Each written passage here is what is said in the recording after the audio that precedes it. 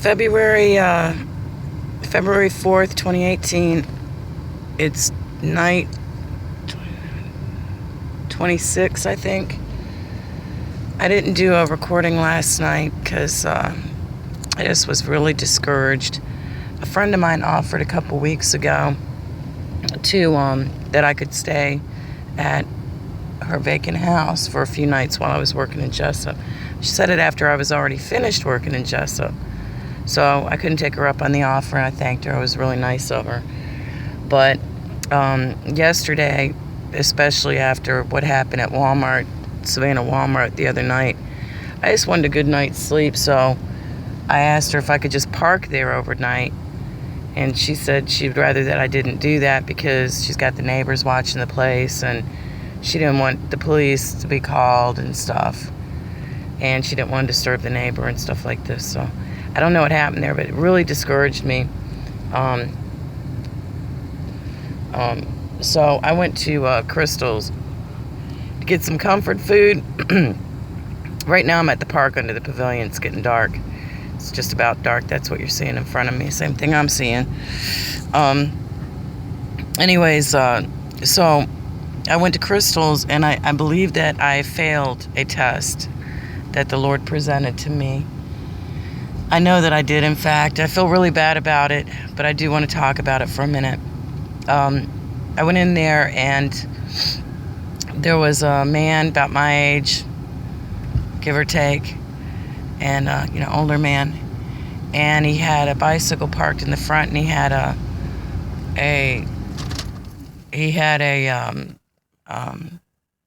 backpack on. He was set the backpack on the table, and he was sorting through change. Backpacks are a pretty good indicator of homelessness. People don't generally, older people especially, walk around with full backpacks. But he was counting out change at his table, and he got really frustrated and made a few grunts and kind of put his hands to his head. And I thought, man, I gotta go. I got paid. I obviously don't have enough to get into a hotel, but I've got enough, to help somebody out with dinner, some food, And I walked out, and I sat in the car for a minute and watched him. I was like, oh, if I go up to him, I started rationalizing. If I go up to him, I'm wrong, then he might get nasty. If I'm right, he might get embarrassed. So, well, I drove off. And I really regret it. It bothered me all night. It's still bothering me today. It happened yesterday evening.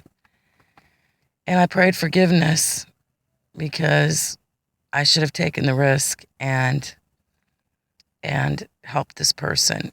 And the other thing that really struck me is if he had known my situation, as far as he was concerned, I was grabbing something to eat and going home after a day of work. But even if he knew I was homeless, I've got a car, and I thought to myself, Lord, that man probably wishes so bad that he had what I have, and how my life is probably so much better than his because I have this big Explorer.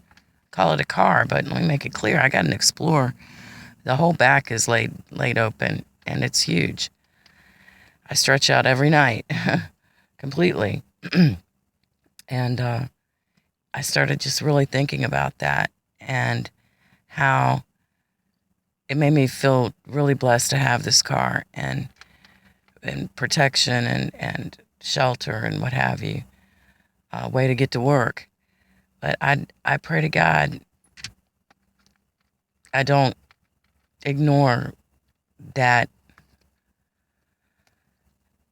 impulse to do the right thing because I screwed up. And I pray to God I do the right thing next time because I feel really bad about it. Anyways, what made me do that just now, it's Sunday evening. It's about 6:30, 6:45 on Sunday evening, is I'm getting ready to leave the park right now. The park closes at 10. But a man just walked by me with, here he is right now. I can't film him.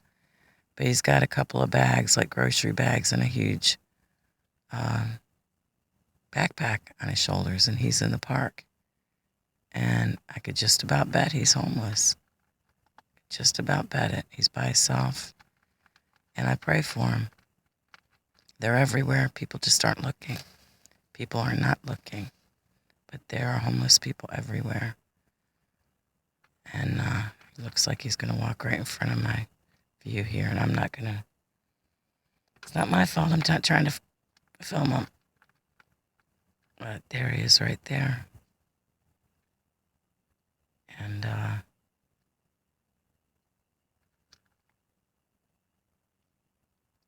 just that aimless kind of walking, and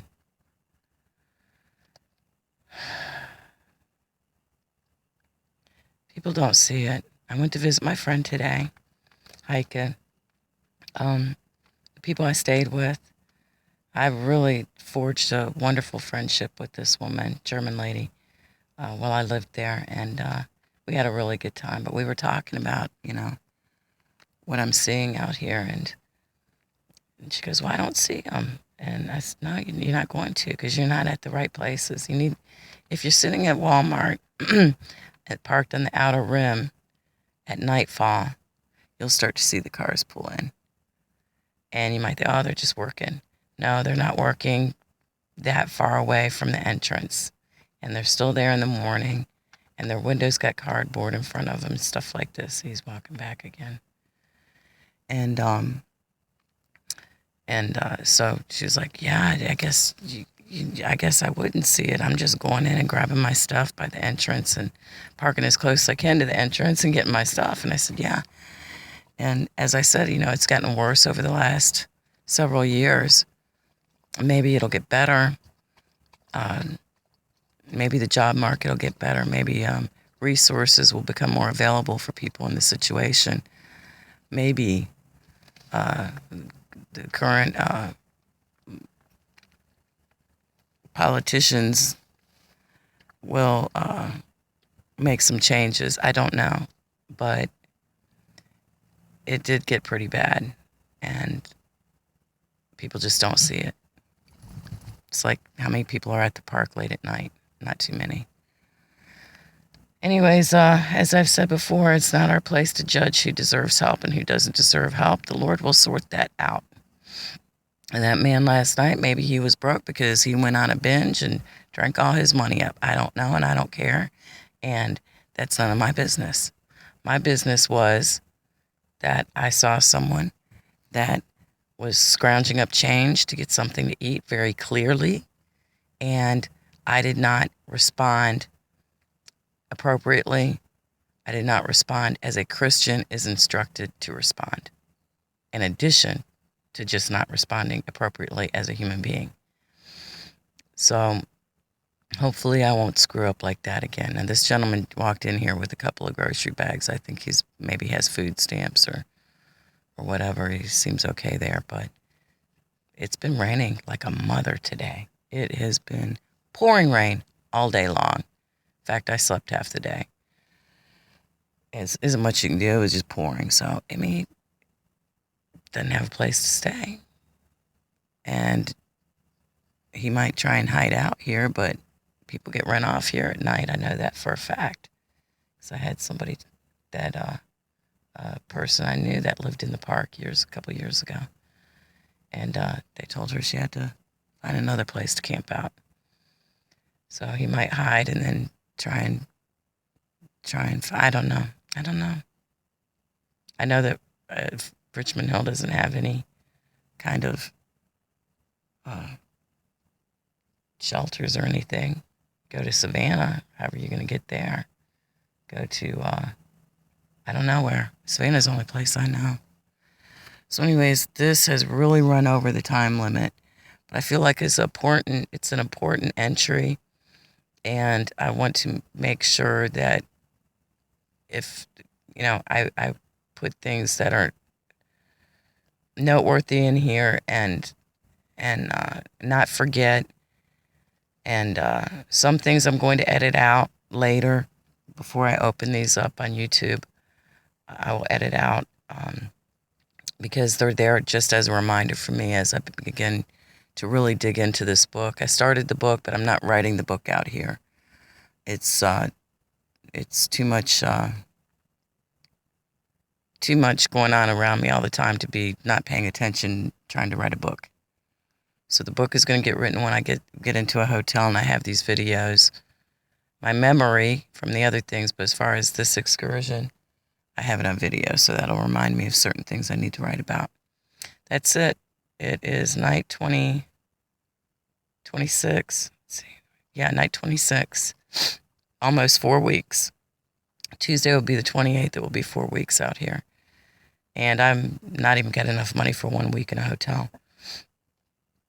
I've got enough money for about 5 days in a hotel. And I really wanted to save up for a month's worth just to give me a good cushion for my first paycheck to come in from a real job and what have you. So that's it for tonight.